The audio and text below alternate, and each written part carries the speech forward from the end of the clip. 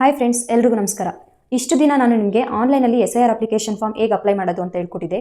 ಇವತ್ತು ನಾನು ನಿಮಗೆ ಆಫ್ಲೈನಲ್ಲಿ ಅಂದರೆ ಫಿಸಿಕಲ್ ಅಪ್ಲಿಕೇಶನ್ ಫಾರ್ಮ್ನ ಹೇಗೆ ಫಿಲ್ ಮಾಡಿ ಅಪ್ಲೈ ಮಾಡೋದು ಅಂತ ಹೇಳ್ಕೊಡ್ತೀನಿ. ಫಾರ್ ಎಕ್ಸಾಂಪಲ್, ಇದು ನಂದೇ ಅಪ್ಲಿಕೇಶನ್ ಫಾರ್ಮ್, ನಾನೇ ಫಿಲ್ ಮಾಡ್ತಿದ್ದೀನಿ ಅಂತ ಅಸ್ಯೂಮ್ ಮಾಡ್ಕೊಳ್ಳಿ. ಇಲ್ಲಿ ಮೇಲ್ಗಡೆ ಫಸ್ಟು ನಂದು ವೋಟರ್ ID ಡೀಟೇಲ್ಸ್ ಇರುತ್ತೆ. ಅದ್ರ ಪಕ್ಕದಲ್ಲಿ ನಾನು ಯಾವ ಪೋಲಿಂಗ್ ಸ್ಟೇಷನಲ್ಲಿ ವೋಟ್ ಮಾಡ್ತೀನಿ ಆ ಪೋಲಿಂಗ್ ಸ್ಟೇಷನ್ದು ಮತ್ತು ನಂದು ಪಾರ್ಟ್ ನಂಬರ್, ಸೀರಿಯಲ್ ನಂಬರ್, ವಿಧಾನಸಭಾ ಕ್ಷೇತ್ರದ್ದು ಡೀಟೇಲ್ಸ್ ಎಲ್ಲ ಡೀಟೇಲ್ಸ್ ಇಲ್ಲಿರುತ್ತೆ.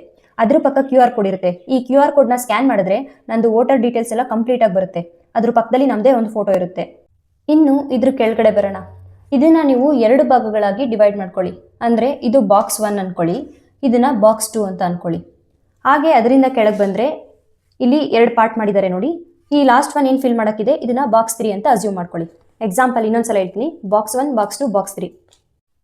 ಈಗ ಬಾಕ್ಸ್ 1 ನೋಡೋಣ. ಈ ಬಾಕ್ಸ್ 1 ಅಲ್ಲಿ ನಾವೇನು ಫಿಲ್ ಮಾಡಬೇಕು ಅಂದರೆ 2002ರಲ್ಲಿ ನಾನೇನಾದರೂ ವೋಟ್ ಹಾಕಿದರೆ ಆ ವಿವರನ ನಾನು ಇಲ್ಲಿ ಮೆನ್ಷನ್ ಮಾಡಬೇಕು. ಈಗ ಬಾಕ್ಸ್ 2 ನೋಡೋಣ.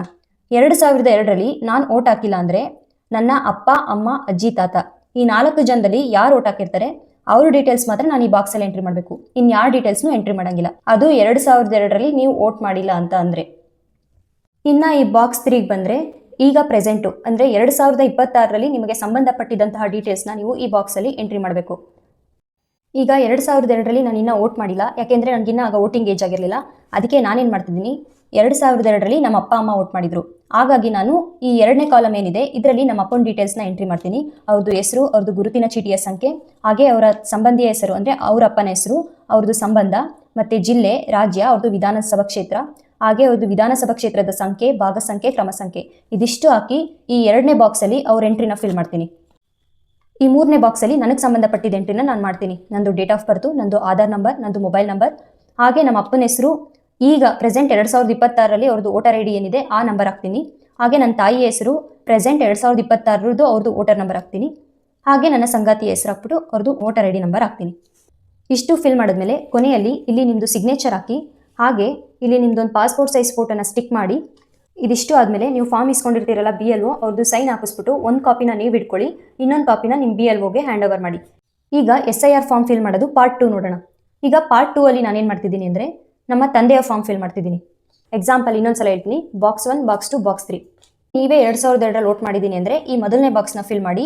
ನೀವು 2002ರಲ್ಲಿ ವೋಟ್ ಮಾಡಿಲ್ಲ, ನಿಮ್ಮ ಪೇರೆಂಟ್ಸ್ ವೋಟ್ ಮಾಡಿದ್ದಾರೆ ಅಂದರೆ ನಿಮ್ಮ ಅಜ್ಜಿ, ನಿಮ್ಮ ತಾತ, ನಿಮ್ಮ ಅಪ್ಪ, ನಿಮ್ಮ ಅಮ್ಮ ಇವ್ರು 4 ಜನದಲ್ಲಿ ಯಾರಾದರೂ ಒಬ್ಬರು ಡೀಟೇಲ್ಸ್ನ ಈ ಬಾಕ್ಸ್ 2ನಲ್ಲಿ ಎಂಟ್ರಿ ಮಾಡಿ. ಈಗ ಬಾಕ್ಸ್ 3ಗೆ ಬರೋಣ. ಅಂದರೆ 2026ರಲ್ಲಿ ನಿಮ್ಮ ಡಾಕ್ಯುಮೆಂಟ್ಸಲ್ಲಿ ಏನು ಡೀಟೇಲ್ಸ್ ಇದೆ ಅದನ್ನೇ ನೀವು ಇಲ್ಲಿ ಎಂಟ್ರಿ ಮಾಡಬೇಕು. ಇದು ನಮ್ಮ ತಂದೆ ಫಾರ್ಮು. ಅವರು 2002ರಲ್ಲಿ ವೋಟ್ ಹಾಕಿದ್ದಾರೆ, ಹಾಗಾಗಿ ನಾನು ಬಾಕ್ಸ್ 1 ಫಿಲ್ ಮಾಡ್ತಿದ್ದೀನಿ. ನಮ್ಮ ತಂದೆ ಹೆಸರು, ಅವ್ರದ್ದು ವೋಟರ್ ID ನಂಬರು, ಅವ್ರದ್ದು ವೋಟರ್ IDಲಿರೋ ಸಂಬಂಧಿಯ ಹೆಸರು, ಅವ್ರದ್ದು ಸಂಬಂಧ, ಅವ್ರ ಜಿಲ್ಲೆ, ರಾಜ್ಯ, ವಿಧಾನಸಭಾ ಕ್ಷೇತ್ರದ ಹೆಸರು, ವಿಧಾನಸಭಾ ಕ್ಷೇತ್ರದ ಸಂಖ್ಯೆ, ಭಾಗ ಸಂಖ್ಯೆ, ಕ್ರಮ ಸಂಖ್ಯೆ ಇದಿಷ್ಟು ಎಂಟ್ರಿ ಮಾಡ್ತಿದ್ದೀನಿ. ಈಗ ಈ ಬಾಕ್ಸ್ 2 ಏನಿದೆ ಇದನ್ನು ಹಾಗೆ ಖಾಲಿ ಬಿಡಿ. 2ರಲ್ಲಿ ಒಂದಷ್ಟೇ ಫಿಲ್ ಮಾಡಬೇಕು, 2 ಫಿಲ್ ಮಾಡಬಾರ್ದು. ಈಗ ಅವರೇ 2002ರಲ್ಲಿ ವೋಟ್ ಹಾಕಿರೋದ್ರಿಂದ ಅವ್ರ ಡೀಟೇಲ್ಸ್ ಹಾಕಿದ್ದೀನಿ. ಈ ಬಾಕ್ಸ್ 2ನ ಖಾಲಿ ಬಿಡ್ತಿದ್ದೀನಿ. ಈ ಬಾಕ್ಸ್ 3ಲಿ 2026ಕ್ಕೆ ಸಂಬಂಧಪಟ್ಟಂಗೆ ಅವ್ರದ್ದೇನು ಡೀಟೇಲ್ಸ್ ಇದೆ ಅದಷ್ಟನ್ನು ಎಂಟ್ರಿ ಮಾಡ್ತಿದ್ದೀನಿ. ಇದಿಷ್ಟು ಮಾಡಿದ್ರೆ ಅವ್ರದ್ದು ಫಾರ್ಮ್ ಫಿಲ್ ಆಗುತ್ತೆ. ಆಸ್ ಇಟ್ ಈಸ್ ಇಲ್ಲಿ ಸೈನ್ ಮಾಡ್ತಾರೆ, ಇಲ್ಲಿ ಅವ್ರ ಫೋಟೋ ಪೇಸ್ಟ್ ಮಾಡ್ತಾರೆ, BLOಗೆ ಸೈನ್ ಹಾಕಿಸ್ಬಿಟ್ಟು ಹ್ಯಾಂಡ್ ಓವರ್ ಮಾಡ್ತಾರೆ. ಇಲ್ಲಿ ಮುಖ್ಯವಾಗಿ ನೆನ್ಪಿಟ್ಕೊಳ್ಬೇಕಾಗಿರೋ ಅಂಶ ಏನಂದರೆ ಬಾಕ್ಸ್ 1, ಬಾಕ್ಸ್ 2 ಎರಡೂ ಫಿಲ್ ಮಾಡಬಾರ್ದು. ಈಗ ಅವರೇ ವೋಟ್ ಹಾಕಿರೋದ್ರಿಂದ ಬಾಕ್ಸ್ 1 ಅಷ್ಟೇ ಫಿಲ್ ಮಾಡಬೇಕು, ಬಾಕ್ಸ್ 2ನ ಖಾಲಿ ಬಿಡಬೇಕು, ಬಾಕ್ಸ್ 3ನ ಫಿಲ್ ಮಾಡಬೇಕು, ಹ್ಯಾಂಡ್ ಓವರ್ ಮಾಡಬೇಕು. ಹಾಗೆ ತುಂಬ ಜನಕ್ಕೆ ಸ್ವಲ್ಪ ಡೌಟ್ ಇರುತ್ತೆ. ಅಂದರೆ 2002 ವೋಟರ್ ಲಿಸ್ಟಲ್ಲಿ ನಮ್ಮ ತಂದೆ ಹೆಸರು ಬೇರೆ ಇತ್ತು, 2026ರಲ್ಲಿ ಅವ್ರ ನೇಮಲ್ಲಿ ಸ್ವಲ್ಪ ಚೇಂಜಸ್ ಇದೆ, ಏನು ಮಾಡೋದು ಅಂತ.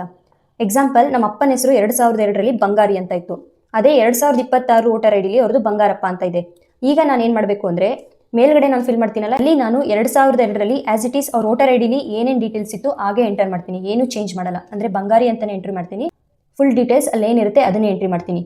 ಈಗ 2026ಕ್ಕೆ ಸಂಬಂಧಪಟ್ಟಿರೋ ಕಾಲಮ್ ಏನಿದೆ ಇಲ್ಲಿ ನಾನೇನು ಮಾಡ್ತೀನಿ ಅಂದರೆ 2026ರಲ್ಲಿ ಅವ್ರದ್ದು ಏನು ಡೀಟೇಲ್ಸ್ ಇದೆ ಆಸ್ ಇಟ್ ಈಸ್ ಹಾಗೆ ಎಂಟ್ರಿ ಮಾಡ್ತೀನಿ. ಅಂದರೆ ಬಂಗಾರಪ್ಪ ಅಂತಲೇ ಎಂಟ್ರಿ ಮಾಡ್ತೀನಿ, ಏನು ಚೇಂಜಸ್ ಮಾಡಲ್ಲ. ಇದಿಷ್ಟು ಕಾಮನ್ನು. ಇದಿಷ್ಟು ಪಾರ್ಟ್ 2 ಆಯಿತು.